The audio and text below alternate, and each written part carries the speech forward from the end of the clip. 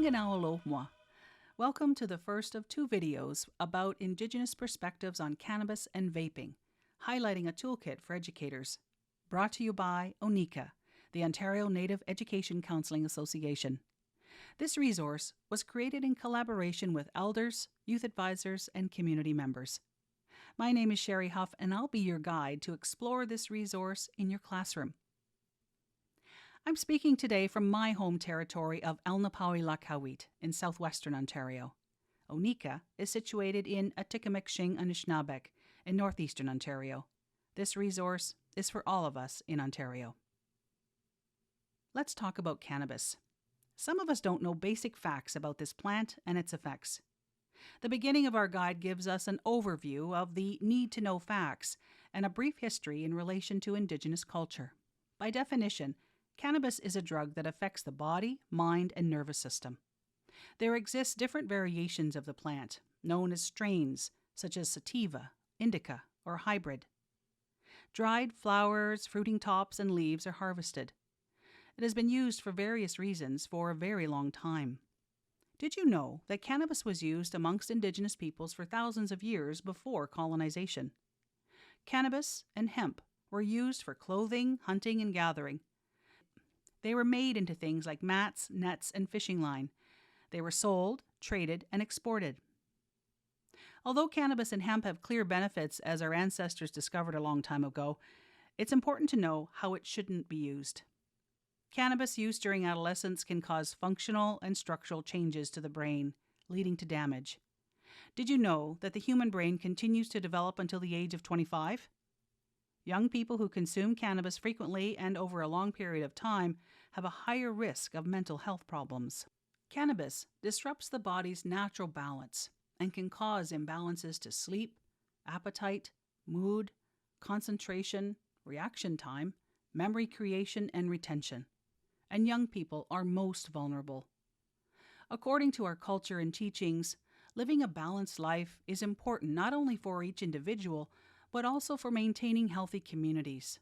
For example, the great law of the Haudenosaunee, the lessons of the medicine wheel, as well as Anishinaabeg or Cree teachings on the good life, Minulbamadzwin. Youth are an important part of every community. As they learn to care for themselves, they're also learning to care for their communities. Part of those responsibilities are knowing and respecting the laws. Recreational cannabis became legal in Canada in 2018 and has grown since then to include concentrates, vape pens, edible products, and topicals. First Nations Canadian Treaty Framework allows some individual bands to create their own cannabis laws or apply the Ontario Cannabis Store Framework. In Ontario, whether on or off reserve, it is prohibited to possess, buy, and grow cannabis under the age of 19. Let's learn more about legal cannabis. Products clearly state on the label the potency, strain, net weight, expiration date, and THC and CBD levels. Producers are strictly monitored and licensed and must meet Health Canada's standards. Obtaining cannabis from unauthorized sources has no assurance that the cannabis won't contain harmful substances.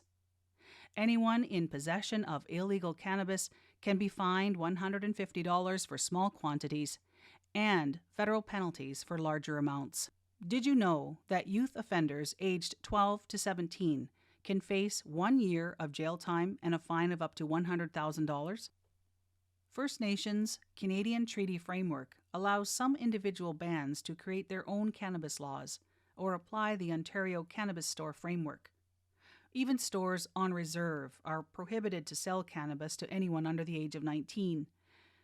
Some on-reserve dispensaries operate illegally, without permission or oversight from local chief and council, and may be subject to criminal prosecution and/or police raids, while others operate in accordance with local council.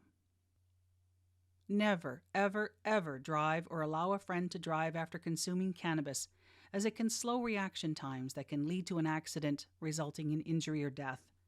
Always seek a sober ride, walk, or take public transportation. Did you know that police officers are trained to test your saliva for THC levels? Also, cannabis in a vehicle must be sealed in its original container. and be inaccessible to the driver or occupants at all times. But for some, cannabis can help with their health. Doctors can help determine if cannabis can be beneficially used for medicinal purposes, such as for chronic pain, disease, and illnesses. So how is cannabis consumed? It can be consumed many ways, including smoked as a cigarette, often called a joint, smoked through a pipe or bong, vaporized or vaping through a pipe, bong, or e-cigarette, as edibles, which are mixed in drinks or food, like candies, heated and inhaled, which is called dabbing. Did you know that burning cannabis has many of the same risks associated with tobacco use? For example, it can lead to serious lung damage. Some people eat or drink cannabis by consuming what are called edibles. Cannabis edibles are a food product that contains cannabis extract. They are unpredictable since everyone's tolerance is different. For example, the effects can last up to 12 hours. They are unregulated, so illegal edibles may not have accurately listed potency. Legally sold edibles will list all ingredients, including the amount of THC, and packaged in a way that is not easily accessible or appealing to children or pets. Now let's discuss vaping. It's a method of consuming substances such as cannabis using a device to heat a liquid which is then inhaled as a vapor. Unfortunately, it's very popular among young people. It is marketed in a way that includes a variety of candy and fruit flavors. Vaping is hard to detect as there is minimal odor. There is a lack of research on long-term health effects since it hasn't been around long enough. However, it is known that vaping can cause damage to the throat, lungs, and heart.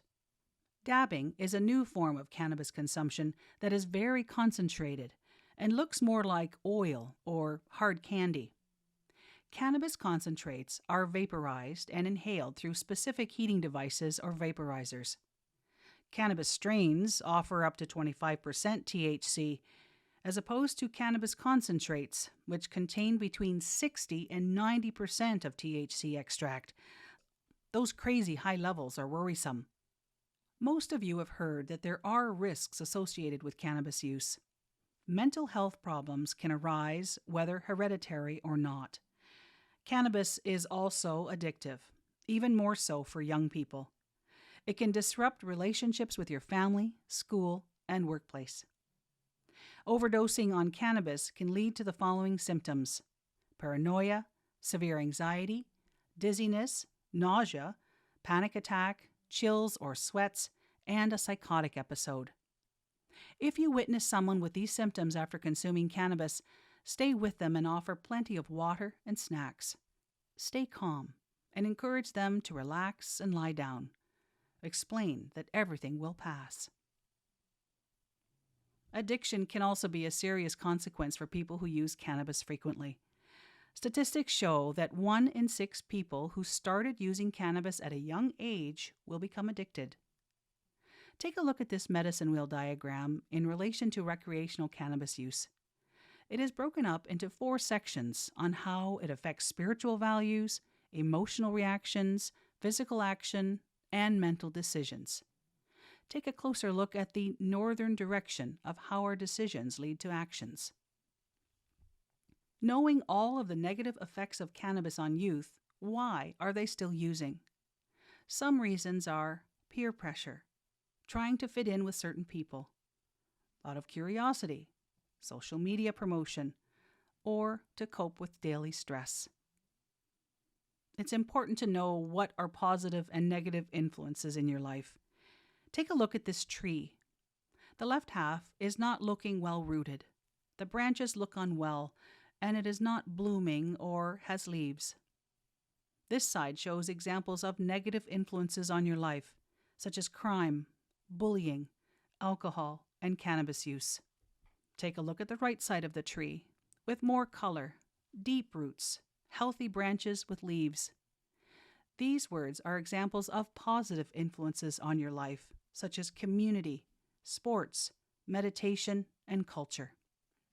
I love my culture, and it has always helped me stay grounded and healthy mentally, physically, spiritually, and emotionally.